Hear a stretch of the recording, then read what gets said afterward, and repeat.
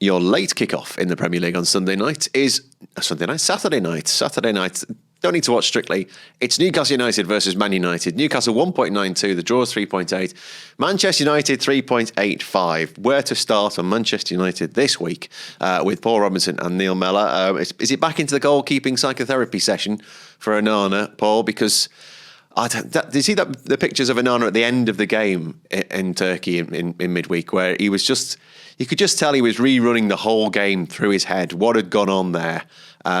And I don't think Manchester United are capable of working out from 1 to 11 what has gone on in any game that they're playing. Well, the goalkeeper, I think he was culpable for at least 2, probably 3 of the goals. He's not been good enough since he come in. It's as simple as that. You look at the stats compared to David De Gea. Have you replaced with better? I would argue not goal-wise. His technique-wise, his quality-wise, I would say he's not a better goalkeeper than David De Gea. Is he better than David De Gea? Yes, enhance Manchester in the way that they play. No, I think they play a slower way of build-up from the back. They pass out from the back. They're encouraged to use the goalkeeper a lot more. And they haven't got the quality of players, not necessarily to do that, but to do it to the level that the manager wants them to. I think before, when they had De Gea, their first thought from a defensive point of view, from a midfield point of view, was to play forward, was to break the lines, was to pass forward. Now, it's okay, we'll pass it to Onana. He stands on the edge of the box, rolls the ball under his foot a couple of times, and then passes it square to a centre-half. His distribution, for me, hasn't been at the level that I would have expected it so far, and his goalkeeping certainly hasn't. I mean, he's got a problem with Ten Hag. Made a big decision with De Gea.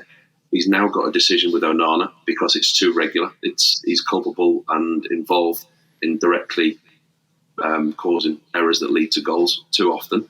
So the manager's got a decision to make, or does he just wait until January because he's going to lose him for a month of the African Cup of Nations anyway? So he's going to have to change him in January. But is he brave enough to make that decision before? Because at the moment, he's letting in too many goals and he looks like he's a goalkeeper out of confidence.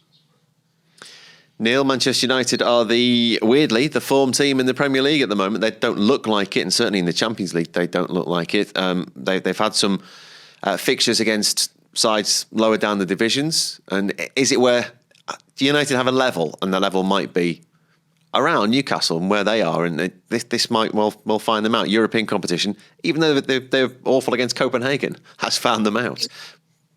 Yeah, informed though. Like you say, won 5 of the last 6 games in the Premier League. They've won the last 4 away in the Premier League. I look at this game and think this is 2 teams that are challenging for that 4th spot. 4th, 5th spot. Obviously, 5th could be Champions League again this season. So Newcastle United, Aston Villa, they're the teams fighting for that place. United are just ahead of Newcastle at the moment, which I was surprised about. But yeah, because of that recent form, I think for me it's about how do both teams respond after that Champions League. Manchester United have played 4 Premier League games this season after Champions League games. They've won 3 of them. That is really, really good. Newcastle have won 1 of them. Newcastle haven't been great after Champions League games. They've only won 1 of the 4. They've drawn 2. They've lost 1. So I'm looking at that, and they put a lot into that game against PSG. Deflated, disappointed, having drawn the game so late on with that disputable penalty, we should say. So they haven't reacted well. This is a big game for Newcastle. So as good as Newcastle have been at home, and they have been brilliant, winning 6 of the 7 games at home this season, I think this one will be a little bit closer. Destroyed Chelsea last time out at home. I don't see them comfortably winning this game. So I think this will be a really, really close one. Yeah, Paul, Newcastle did look jaded, should we say, in Paris. They could have held on for a famous victory. They got a draw, but the way that PSG were finishing, I mean, they could. I think their XG was like 4.5. It should have been a simple victory for PSG, but they got their points out of it. But numbers-wise, they are really struggling for players to put out on a pitch now, aren't they? Well, if you look at the graphic at the bottom, I've got it written down here, there's more than 11 first-team players that he hasn't got at his disposal that are injured. I think United have got injuries as well. But for Eddie Howe and his squad, I mean, we always said it was going to become a test at some point in the season. And this is it. I mean, you look at the squad that he was able to field in Paris during the week. You turn around and look at the bench, and there's the very, very unrecognisable bench. Young kids, kids that wouldn't necessarily be in the squad at this stage of their career, and not the array of positions that he wants. I think he had about 3 or 4 fullbacks on his bench again, didn't he? I mean, the squad depth isn't there. He's going to have to look in January. Tonali, obviously, with his situation, that hasn't helped. But it's a tough one to call because Newcastle do seem to keep digging the results out at home. They've won their last 5 in a row at home. They won comfortably last week against Chelsea. And to get the result they did in midweek against PSG was incredible. Yes, they might have got played off the park. Yes, they might not have deserved it. But the effort, the team performance was one of the best results in their history, probably. The way that the team, managed to go there. By the way, they nearly won as well. It wasn't just a case of getting a draw. They nearly won that game. And I just wonder how much has it taken out of them coming back and having to play Man United at the weekend. Normally, I would have said it was a home win. But at the moment, I can give United a chance because they are better in the league. They're the informed team in the league, like you said. But there's two teams coming off in different results in Europe. One will be absolutely delighted with a draw. The other one won't. And it just depends, what squads both managers have got available. Yeah, it's weird that they both need to win their next games in the Champions League, not just to get through, but if they don't get through, then fifth place might not come in because the coefficient for English clubs in Europe might not win that fifth spot, which is required. But back in the Premier League, Newcastle, they've won those 5 home games in a row, as you say, Paul, only conceded that 1 goal in those 5. That was the Sterling goal last week against Chelsea. But United, there is just a feeling here, Neil, isn't it, that United just, at 3.85, that's a tempter. I think it's a good time to play Newcastle because of the fact after a Champions League game, I mentioned about them struggling after Champions League games, and the amount of players out.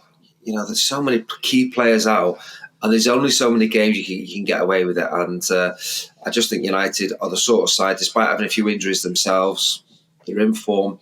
I think they go there and I think they get something from the game. So as good as Newcastle have been at home, a draw might not be a bad result. They get something from it. But yeah, I think the draw is a really good option here. I wouldn't be on Newcastle at 1.92 with the injuries they've got and the form that United have been in. I think both will be deflated from the Champions League games. United throwing away 3-1 lead will be disappointed by that. And Newcastle would be a good point at PSG, but where it puts them in the group, probably not. So, I'm swaying towards a draw for this one. Where's your money in this one, Paul? Can't split them. I really can't. I don't want to back a draw because historically we've had some great games, between these two sides. I think in the Premier League, think back, there's been some really high scores, some great goals. And they're two old rivals coming to. I'm looking forward to the game. I think the late time on a Saturday night, a Saturday evening game. I think it'll be a great time to watch the game. I'm really struggling. In all honesty, I haven't put a scoreline down for this game. I'm struggling to split them. So if to duck out, I'd say draw. But I'm struggling to back against Newcastle at home. That's what's stopping me. I understand with the injuries, with everything else that they've got. United in form. Newcastle, they're not enough value to make me go in at home at that price. You'd have to be clever with it. You'd have to go Newcastle with a goal scorer and both teams to score. Gordon's your goal scorer. He's got 3 and 3 at home. He's on fire for them. There you go. Okay. Newcastle at home, Gordon to score and both teams to score. Okay, let's add this in. Anthony Gordon anytime. Newcastle to win. Both teams to score is 5.5. Let's see if that drops in for Newcastle United. You've got to fill it in before Mellor gets you 2-2 or whatever. Yeah, you need to. There you go. Ready to go for the score lines. Newcastle Man United Saturday evening in the Premier League.